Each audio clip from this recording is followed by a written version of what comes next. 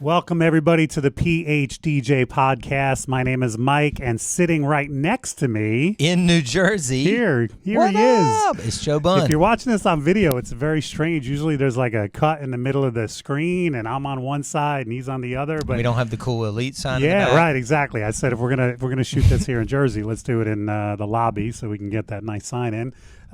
So we can't even talk about what brings you to New Jersey. So unfortunately, yeah, you came up just to visit. I did. Let's right, just leave it at exactly. that. Maybe in the upcoming weeks we might be able to talk about something, but right now not. So the main topic of this podcast is going to be about the DJ Collective. Yes. There was a big announcement last week, and if you missed it, I want to kind of re-announce it on the podcast, but also want to talk to you about some specifics. But first, sure.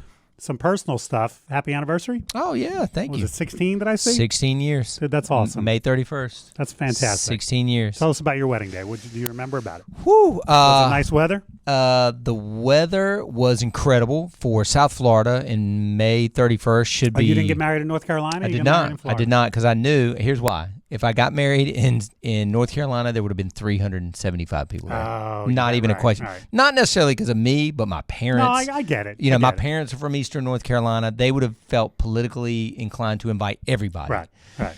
And so, by the way, Joe is not exaggerating. I think we've told this story before, but the very first PHDJ workshop, we were down in Raleigh. Joe mentioned something about how everybody in town knows me, and it kind of went across, like it became like the joke. Yeah, Joe thinks he's that popular. And later that day, we were all walking in mass to a restaurant, and literally on the way, 3 groups of people stopped and went, "Hey, is that Joe Bunn? Hey, Joe, what's going on?" So yeah, I mean, unless Joe planted those people along the way, but there was talk of that. That was verification that pretty much everybody in Raleigh knows. That Joe was Bunn. classic. Yeah. Those were good times. That was funny. I still owe those people money. Yeah. But it wasn't that you hot. Got married down in Florida. I did, South Florida, in Boca Grande, where I always go fishing, where the guy hooked me in the neck. And it's funny, man. You know, I look at the pictures, and that helps me kind of remember it. I wish I had a video. It's one of the main things but back then it was VHS. Like it would have been terrible. Right. But I do remember a certain thing. I don't know why, and this sounds insane that I'm even saying it. It was small, maybe 70 people, something like that. And I was just going to do a playlist. Me. Wow. Yes. You weren't going to have a DJ. I was not. Were you expecting dancing, or was it just like a dinner party? I was expecting dancing because I know my family. Then you should know a playlist. I know. Yeah. And I don't know. And I ask that because I think if you're just having a dinner party and you want some cool background music, then putting your playlist together is fine. I knew there was going to be dancing. I know my family. They're alcoholics. Yeah. You know what I mean? So at the last minute, No, it wasn't last minute, but let's say 2 months. Yeah, last minute. Kind of last minute. And the guy was new, so I flew him down. One of your new guys. Yeah, I think you've talked about this. He was part. new. Yeah, he was from West Virginia. Talk about nerve-wracking. Yeah. You just start with a company, and then the owner's like, come DJ my wedding. He was the only guy open. Right. So he comes down, and I mean, you know, people think I have an accent. This guy's from West Virginia. I mean, the mountain man redneck of all rednecks. And he did an okay job. I remember at one point I was like, I just got to take over. And I took over for maybe 40 minutes. Right, you DJ'd your own DJ'd my own wedding, of course. But the main things I remember is my father-in-law, rest his soul, he was from England. You know, Ainsley's mom and dad are from England. And he looked over at him, he goes, "Don't worry, Tony, we got some Beatles coming up for you." And the other thing, he kept calling my mom. By the way, this is my mom's birthday today. He kept calling my mom Rudy instead of Ruby. To this day, 16 years, when my mom calls, I go, "Hey, That's Rudy." the inside joke. I go, "Hey, Rudy," every time. Classic. So lessons to be learned. And talking about video, Kelly and I did not book video for our wedding. Really? Until right before. Oh, okay. And a lot of it, I'm pointing to Dominic, he's in the other room. Yeah. Dominic had gotten married a year before. Yeah. And like 2 months before our wedding, he had a party at his house for the bridal party. Yeah. To watch the final cut. product of the Yeah. video, which they had just received. And Kelly and I drove home from that party going, yeah, you know what? Maybe we should get video. And I'll tell you, not that this is for people planning a party, but if there's any DJs that get video, we watch our video Especially recap in this day and age. all the time. What We year shared was on that, our Ron? anniversary. This was 6.5 years ago, yeah. a little over I 6 was gonna years say ago. 5 years ago. But yeah, I mean, that's an anniversary thing. Kelly and I will share it with each other, Sure. just send it back and forth. So That's yeah, it's awesome, well man. worth it. And then also Colin just had, a semi-formal, dude? Dude, How old is he? He's 14, so Oh it was my- like the 8th grade formal. Right. And He looked sharp, He dude. did. He picked it out. He put it all together? He did. Okay. I said, let's go to the mall. And he starts going through H&M. He's like, I think black. And then I'm like, all right, I got this white shirt. He's like, no, I'm going to just triple black and Jordans. And as soon as he said it, I was like, oh my God, because in 1990 at my senior prom, Right. I DJ'd it, but I also went with a girl. And you did all black. And I did a black tux, just a regular tux, but I had a white Air Jordan 5 on and a black Air Wow. Jordan 5 Oh, on. two And different shoes. Yep, I had 2 different shoes because Wow. to show you had both pairs, Right, you right. were like the king. And I just I'm remember such not a sneaker guy. I just would remember never being think like, about oh that. my God, this is your son, like right now. Yeah, I like that. I took a screenshot of the post because you said something about him rocking his own style. Do it, and man. I totally agree with that, man. When it comes to fashion, Do it. You have to own it. You have to be comfortable with yourself. We have a lot of guys that listen to this, Rob Foray and a few other people, and I could never wear what some of them wear. They couldn't wear that, but that's not what fashion's about. I know. Be comfortable. You're the sneaker guy. I could never do the sneakers. Because I wouldn't be comfortable. In it, so. It was a proud moment, dude. It was really like, and he didn't have a date. He just rolled up. We dropped him off. He just rolled in. He had a best time. And then here's the best part. So I didn't really speak on this, but it was in the Instagram story. But I had called the DJ because we were DJing it. Not me, but this guy, Darian. And I said, I think Colin wants to play like 3 or 4 songs. So there are Instagram clips of Colin mixing? playing Old Town Road, which was the biggest song of the nice. night. Right, and right, you right. know, 300 kids, I'm going to take my... And he's just like, and he's got his pizza up there on the table with him. Right. And he's just kind of like rocking like he's the king. And he's like, oh, everybody said I crushed it. Of course. And then he should have gotten back on. Right. And he like, probably got 5 digits after he that. probably too. did. All He girls probably getting got his phone numbers. number. I was All of dying a though. sudden, he's the famous DJ. I called That's Darian. awesome. I said, dude, That's let great. Colin get on for like 5 songs and Right. rock. And Cool. he rocked Very it. cool. And before we get to Collective, I have already seen Rocket Man, the new Elton John movie. Man, I you can't said you're wait. going to. I'm going this weekend. Yeah. I'm going this weekend. So obviously no spoiler alerts, but I will just say I thought it was phenomenal. Mm-hmm. I compare, a lot of people are going to compare it to Bohemian Rhapsody just because that was the last, but I compare it more to Greatest Showman. Yeah, you said I that. thought it was very similar to Greatest Showman in that sort of a musical. They break into a couple of dance numbers at some point, and I don't say that to turn people up. I loved it. I thought it was phenomenal. I thought they I was wove in his music, I think, perfectly. The kid's good. That plays the him. kid is I like that guy. phenomenal. He's from Yeah, that movie. yeah. That it's like a spy movie. I don't know that I've ever seen him. It's in really anything, good. But yeah, he is amazing and highly recommended. So Mm. I'm wondering for you, Mm-hmm. first of all, have you seen a spike in Queen requests since Bohemian Rhapsody? No. Oh, really? Yeah, no. Oh, okay. I thought I have. would. I thought I would. I have. Really? Yeah, I've seen, the song itself, Bohemian Rhapsody, is on more of my playlists than ever. Really? Okay. And then I also just get the generic play some Queen more than ever. And I think it's just because the movie, maybe it's just my clientele. But I was wondering do you think that this will have similar effect, although it didn't have that effect with Elton John's music? I don't know, man. No, not really. I mean, Do you it may be a ever southern play thing. any Elton John regularly at your parties? No, I play it for myself. Yeah. Riding around the car. I Yeah. still, some reason, Rocket Man, damn near, I shed a tear every Yeah, time I it's a hear. great song. I don't know. Yeah. It's so. well, you'll love perfect. the scene in the movie. It's Yeah. amazing. It's perfect. Tiny Dancer is a big I one love for Tiny me. Dancer. It's a big salad song. It's a Okay. big dinner song. Okay. I love the movie Almost Famous, so maybe that's do one of the too. reasons, the way they use that song in Almost Yep. Famous. But yeah, to me, that's one of those great, and it's also a longer song, so if you need to go tinkle or something, you got 5 minutes. That's true. And you can get back to your table. But that's probably the only regular, but I'm wondering if like your song is going to become more of a popular and I'm Still Standing or something like that. Right. Anyway, so let's talk DJ Yeah, Collective, let's do dude. it. You and Janai and Brian were in Arizona last week. We were. I saw the big announcement on Facebook. It was a hurried announcement because I just felt like we had to get it out. But so what happened last week? For those of you who are, you're right. The screen is backwards. Sorry, it is right. It's weird that we're. Then how come Elite's correct? That's the part I don't understand. It's a good question. Joe and I are now tripped out. For those listening, you have no idea what we're talking about. That's Wait, true. actually, you know what? Before you do that, yes, give us 2 minutes on the history of the collective. Yeah, I was. Bring us up to speed. I will. So the DJ Collective started, I guess, in 2017. So recent history, 2 years ago. Myself, Jason Janai, and Brian Bonacisi had a conversation after a conference. I don't remember exactly what part of the year it was. I guess it would have been early in the year. And we just said, let's get a group together. And we didn't call it a conference. We didn't call it an experience. We didn't call it anything. Let's get together some DJs down in Austin, Texas. And we rented an Airbnb. And really it was, and I really want to give Bonacisi credit where credit is due. He, even that year, and again, it was very much like this setting right here. When I'm saying it was an Airbnb that was photographed really well online, wasn't that great in person to the point where I walked out and stayed in the hotel. Right.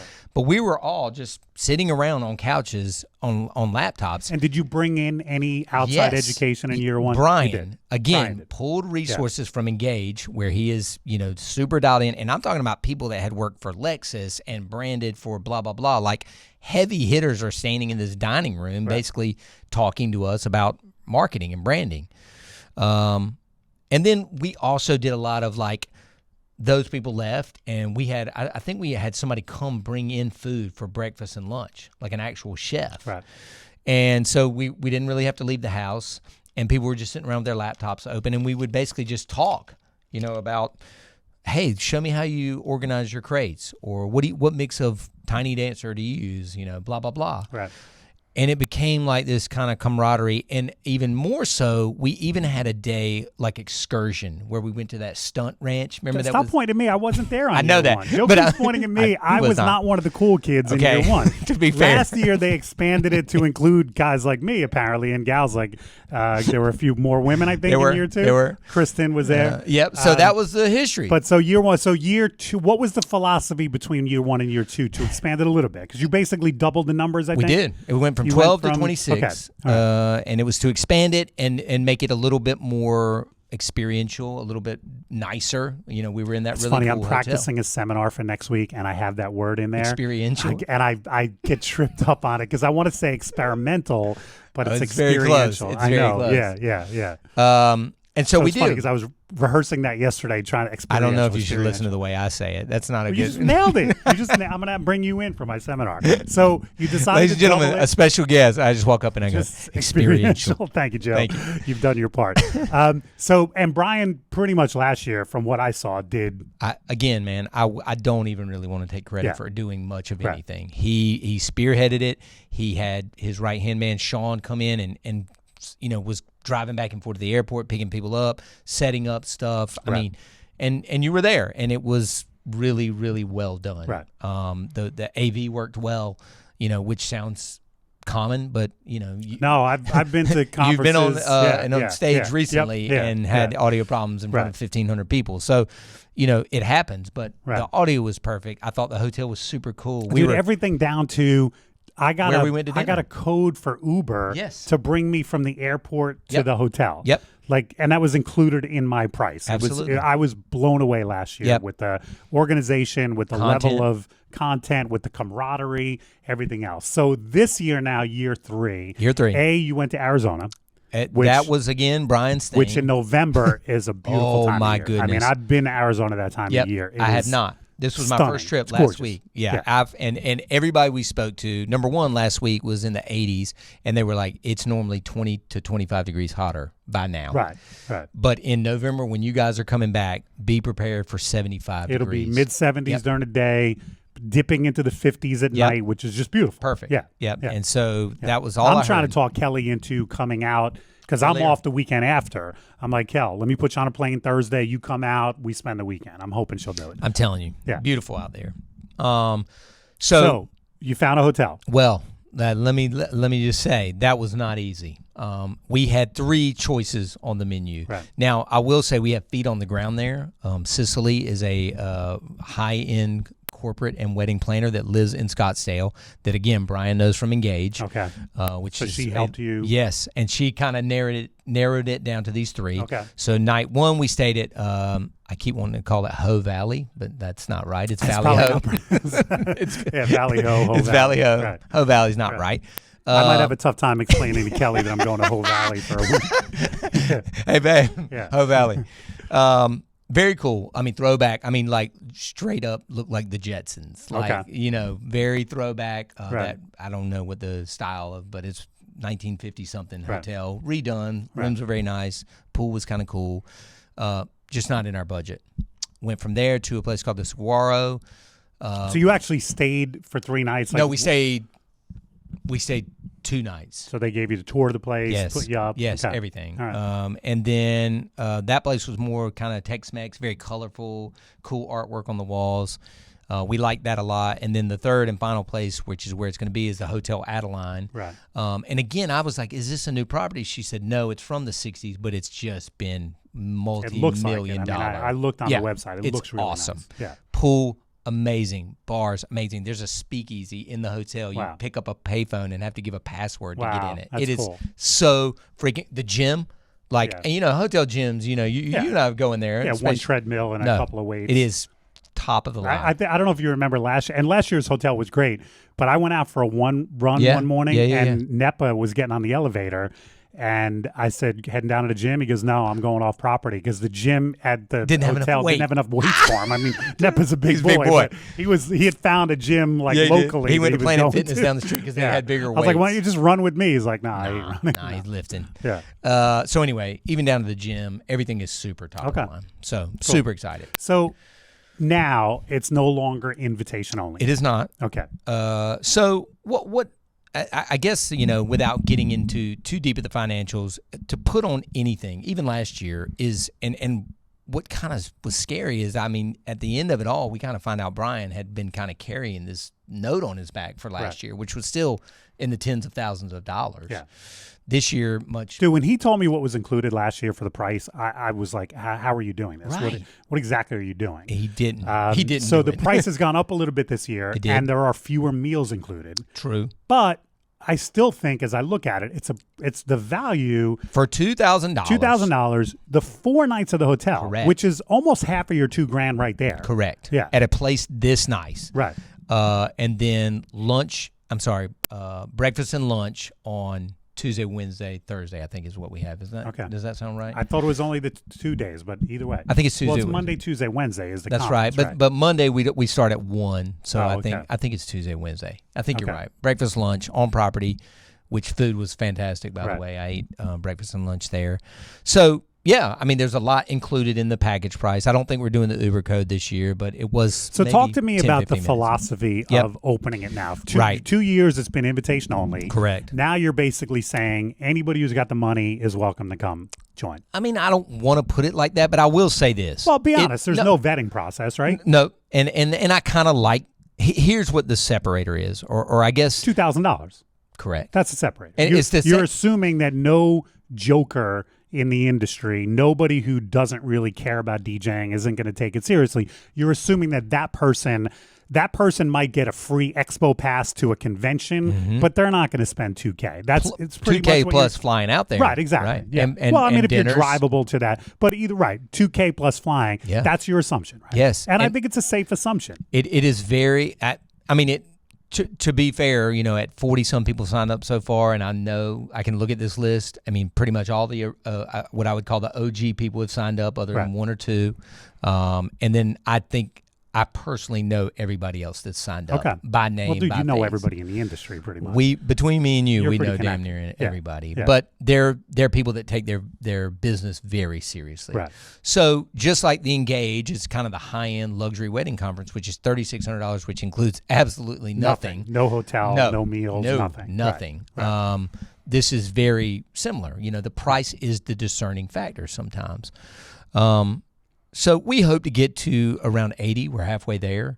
Again, I think that we have. I think opening it to the public was the smartest move this year because I don't ever want, and even the years past, I never really like that elitist kind of feeling or invite only. I totally agree. That's one of the things I've always kind of cringed about being in think tank is, you do get that attitude of, oh, it's the big boys and club you see it, you see it in the comments when you post that group picture. Exactly. I mean, I did a video on it a couple of years ago simply trying to explain it, but even then I think some people, so whenever something is invitation only or whatever, people who aren't invited, some of them are just going to poo-poo it and make fun of it and everything else. And so basically now you had so many people in the last 2 years say, hey, how do I come to this? How do I come to it? So now it's open. Now I had it on my phone. I had a running list of people, Right. people that you and I know, people that have come to our workshops, Right. tons of those people, because again, they're the continuing education people.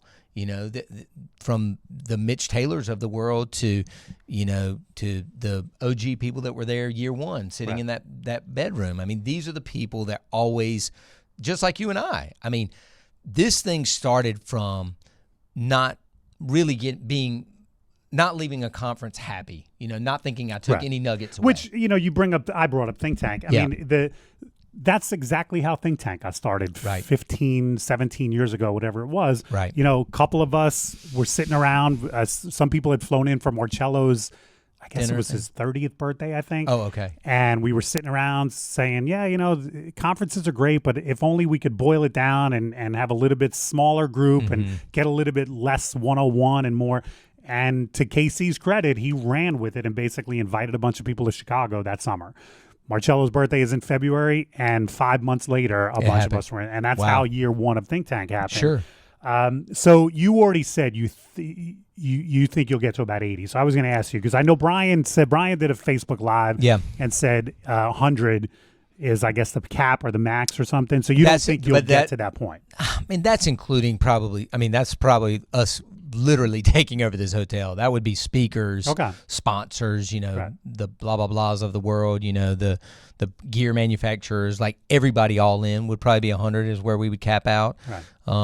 I would love to get to around 80 DJs though, to be honest with you, from all over the possible world. Make a prediction now. Or if you have 42, you said signed up in less than a week. So do you think you'll get to 80? If I had to ask you for a number right now, just make a guess. I know Kelly hates when I do this. How would I know? I'm honey, just make a guess. Just make a guess, Joe. What do you think? It's June. What's your number? It's early June, July, August, September. I'm at 75. Okay. Is there a marketing plan, or is it just going to be word of mouth? There's definitely a marketing plan. Like you're going to do Facebook. I mean, I know I've talked about this on the podcast before. Sure. You're crushing it with DJ Vault.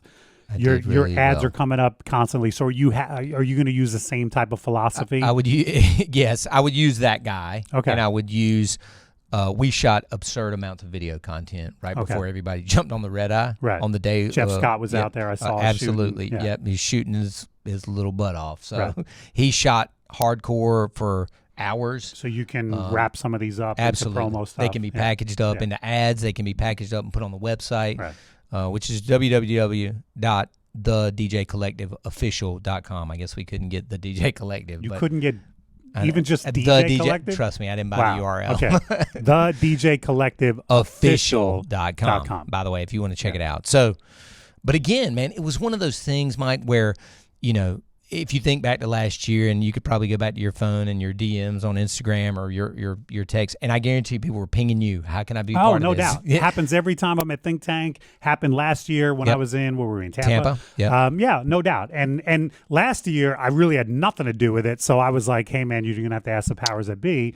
So if half of those people who said I'd like to come to this I think you'll hit 75. Well, I'll tell you what was smart. So one, we were posting pictures while we were out there kind of touring these properties. Right. And Jeff was there, and he's really good at taking pictures, quick edits, spitting them out to us.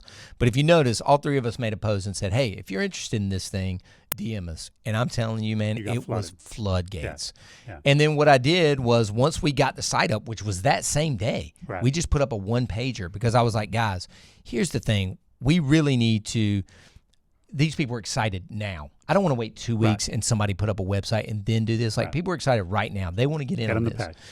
And so in my haste, I think I kind of rushed it out. And I didn't mean to do this, but I kind of alienated with how I said, hey, to the original people, like, oh, you better rush or you're going to, lose your seat. I didn't mean that at all. I was just excited. And so a few people kind of hit us up and were like, whoa, we started this thing. Oh, yeah. Brian did a Facebook Live. I know. And I could tell he was almost like apologizing. I didn't realize what he was apologizing for. It was kind of, he's probably apologizing for me being excited. Right. I misspoke. I didn't take it that way, but I guess now that you've said it, I can see why. If you were there year 1 and year 2. Correct. I can see why you're saying, wait, you're not even going to give me a week to get my finances And together? we would have never done, we would have taken care of those people regardless. It would have always been that. It was just excitement, like, yo, got to get on this. We're going to sell out. So anyway, I think I kind of misspoke and kind of, that would be my only, retraction I would have made from that day. So Brian said on the Facebook Live that you actually floated the idea of just